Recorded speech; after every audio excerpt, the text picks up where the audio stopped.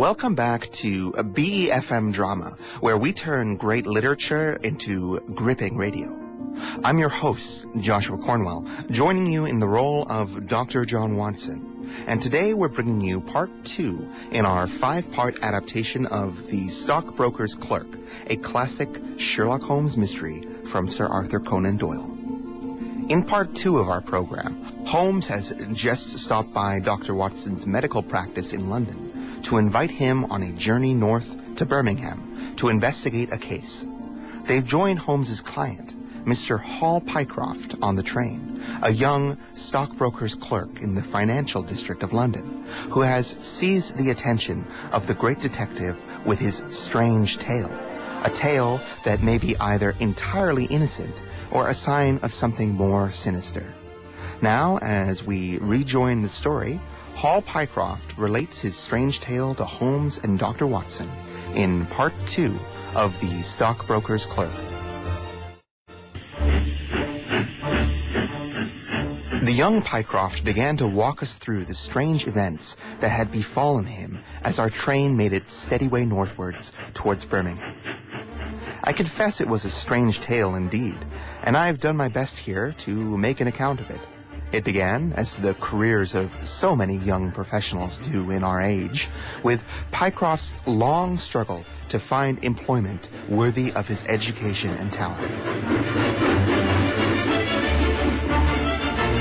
Pycroft began his work as a clerk in the financial firm of Coxon and Woodhouses, of Draper's Gardens, but they had been hit hard by the Venezuelan loan crash of the year before and been forced to make staff cutbacks. Pycroft was one of the unfortunates. He had been with the firm for 5 years, and they wrote him excellent references for the good work that he had done. Of course, the crash had a severe impact on the other major city firms as well. He applied here and there, but since there were suddenly lots of other chaps in the same position as himself, he found it impossible to get any offers. Pycroft had been making £3 a week at Coxon's and had saved about 70.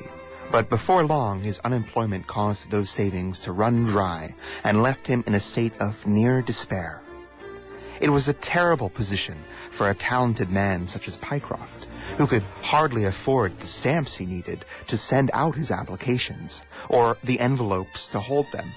His boots were worn out by walking up and down office stairs, and still he seemed just as far away from securing a job as ever. At last he saw a vacancy at Mawson Williams, the great stockbroker's firm in Lombard Street, one of the richest trading houses in London.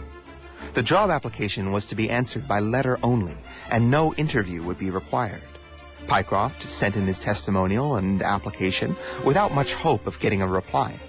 To his great surprise, hardly a day passed before an answer came back, saying that if he would appear at Mawson's the next Monday, he could take over the position and start work immediately, provided that his clothes and appearance were satisfactory.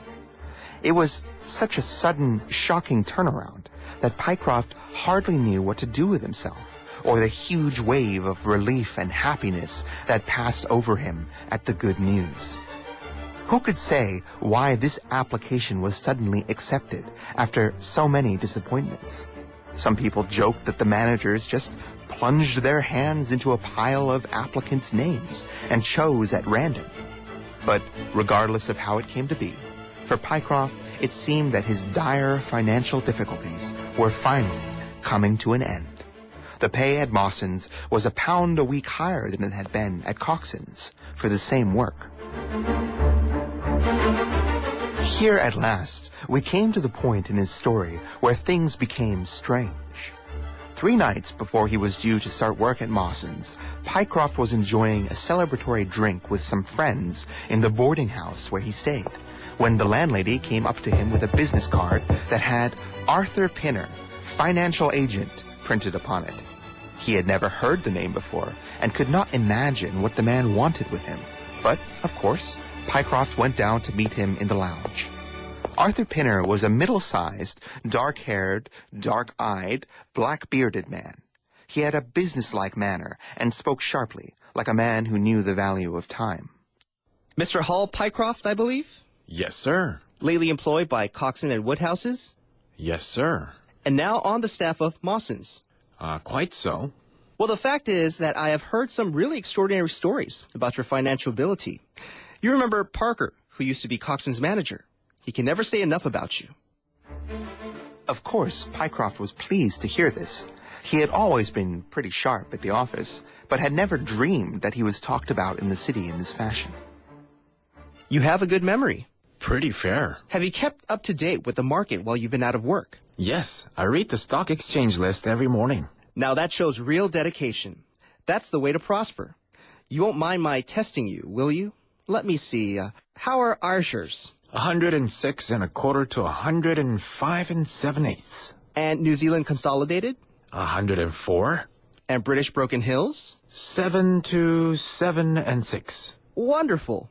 This all fits in with what I heard about you. My boy, you are much too good to be a mere clerk at Mawson's. This outburst rather astonished Pycroft. Well, other people don't think quite as well of me as you seem to, Mr. Pinner.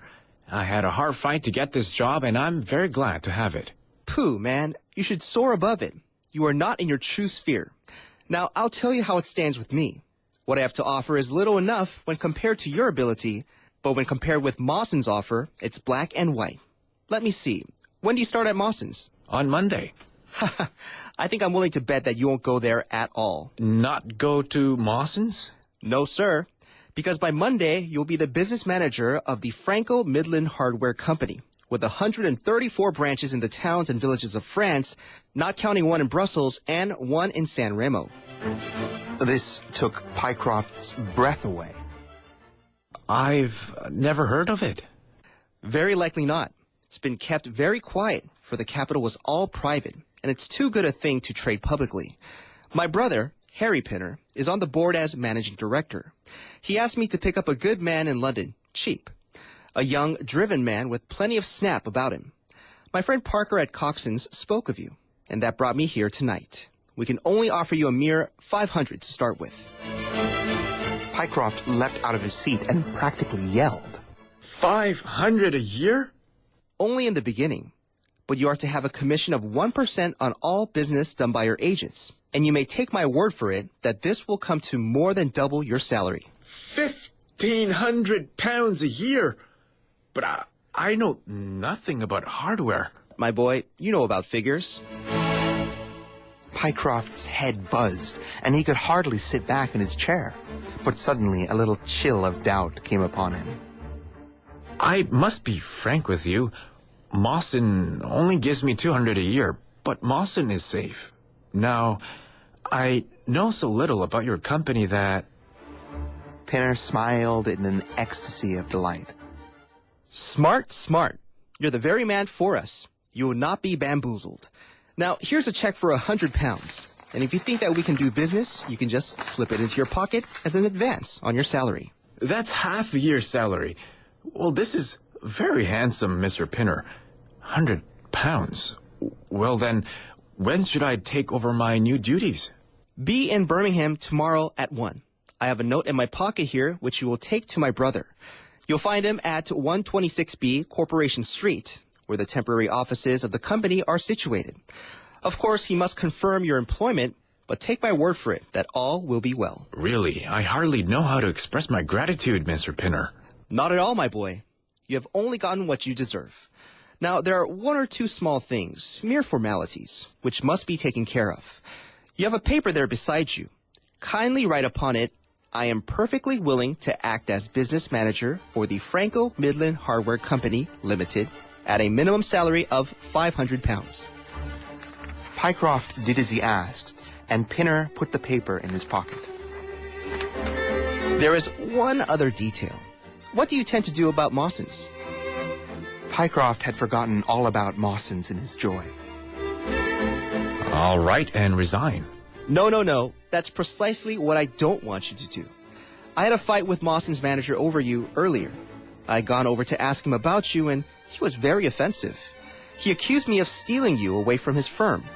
At last, I fairly lost my temper. If you want good men, you should pay them a good wage, I said. He would rather have our small wage than your big one, said he.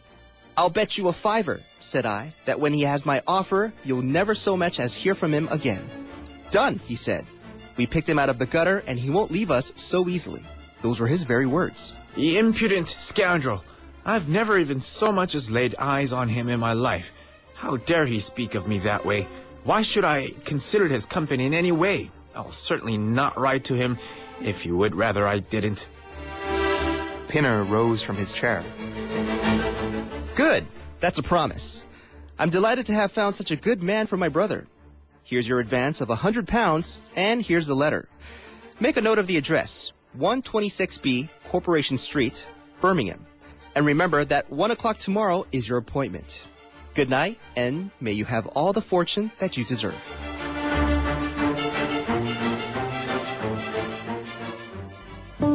And with that, we've reached the end of our second episode in our 5-part adaptation of The Stockbroker's Clerk here on BeFM Drama. From our studio in Busan, this is your host, Joshua Cornwell, signing off.